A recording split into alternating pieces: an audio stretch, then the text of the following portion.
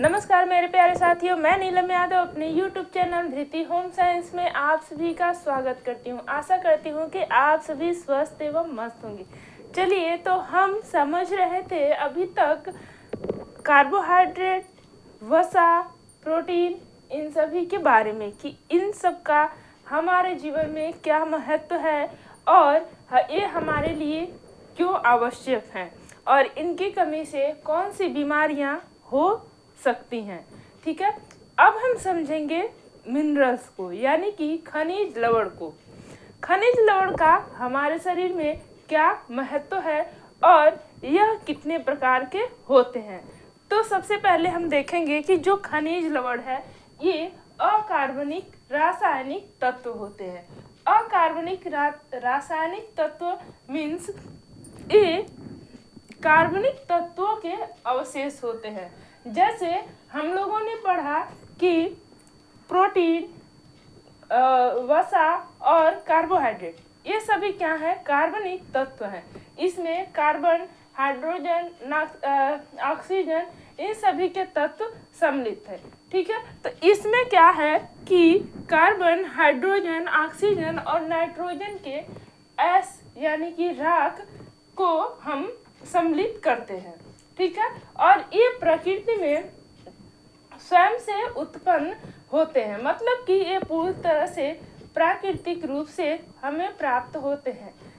और कुछ खनिज लवण ऐसे भी हैं जो हमें जीवों से भी प्राप्त होते हैं, जैसे कैल्शियम। कैल्शियम हमें दोनों से प्राप्त होता है, जैसे वनस्पति एवं जीव दोनों से हमें प्राप्त होता है। ठीक है, तो उसी चीज को हम समझेंगे।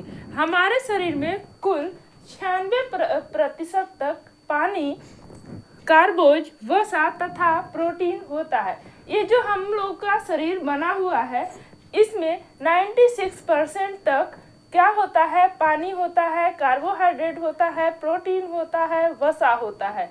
लेकिन 4% मिनरल्स का होता है और ये 4% ही मिनरल्स यानी कि खनिज लवण न रहे हमारे शरीर में तो हम कई भयंकर बीमारियों से ग्रसित हो सकते हैं।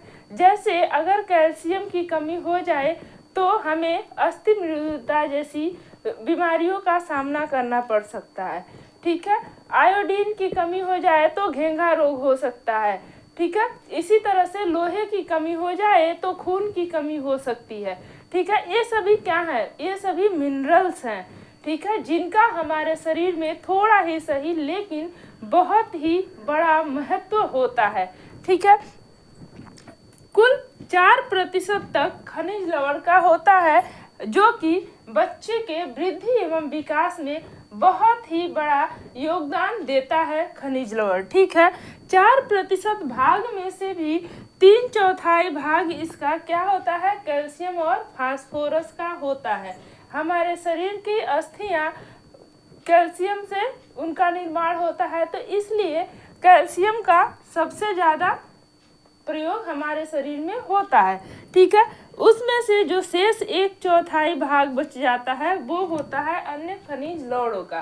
ठीक है, मुख्य रूप से 7 खनिज लवण होते हैं और कुल मतलब टोटल अगर खनिज लवण पूछा जाए कि टोटल कितने खनिज लवण होते हैं तो 24 होते हैं, लेकिन मुख्य जो है वो 7 खनिज लवण होते हैं जो कि हमारे लिए अत्यंत आवश्यक माने जाते हैं।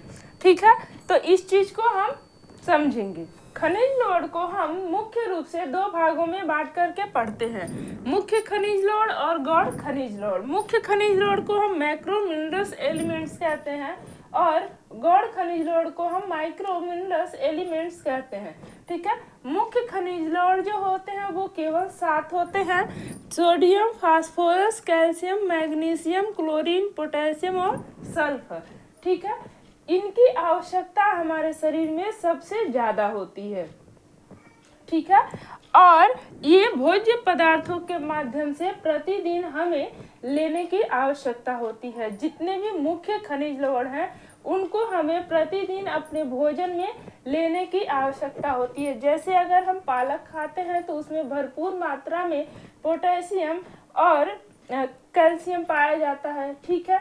इसी तरह से मूली में भी पाया जाता है और आयरन पाया जाता है भरपूर मात्रा में, ठीक है। तो ये सभी क्या है, ये हमें भोजन के माध्यम से प्रतिदिन ग्रहण करने की आवश्यकता होती है और इनकी डिमांड जो है हमारे शरीर को सबसे ज़्यादा होती है, ठीक है। अब हम समझेंगे गॉड, माइक्रो, ठीक है। तो माइक्रो यानी कि सबसे कम, इनकी आवश्यकता जो होती है शरीर में सबसे कम होती है, लेकिन आवश्यक होती है, क्योंकि ये शरीर को हमारे नियंत्रण करने का कार्य करते हैं। जैसे मान लीजिए अगर हमें आयोडीन की कमी हो गई तो क्या होता है, घेंघा रोग हो जाएगा, गला फूल जाएगा, थायराइड ग्रंथि क्या होगी, पूरा बढ़ जाएगी।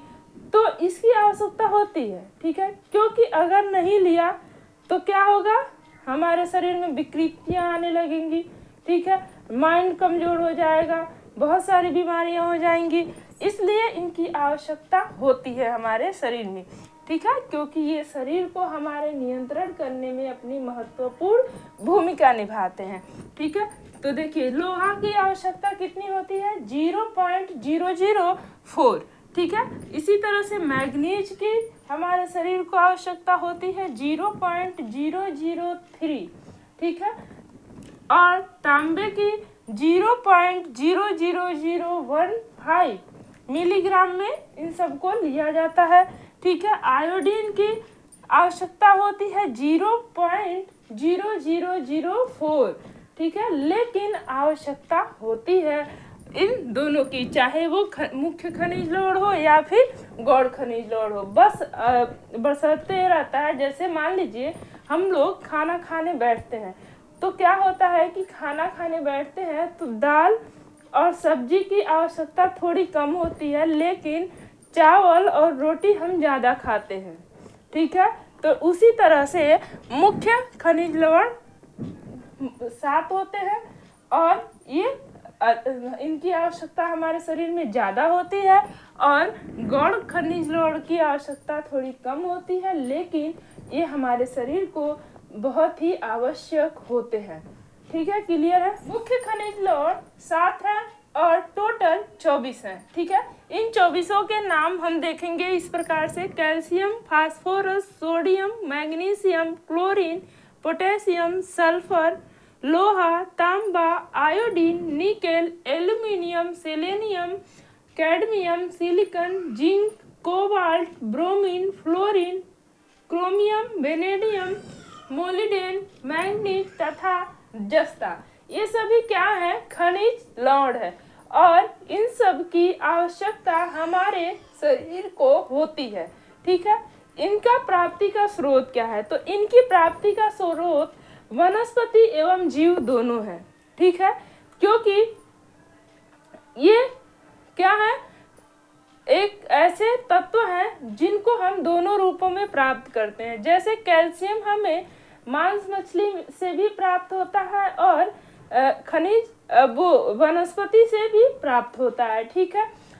तो इनकी प्राप्ति के स्रोत दूध तथा दूध से बने पदार्थ, फल एवं सब्जियां सभी हैं, ठीक है। तो आज के लिए बस इतना ही। चैनल पे नए हैं तो लाइक, शेयर एंड सब्सक्राइब जरूर कीजिएगा। Thank you for watching.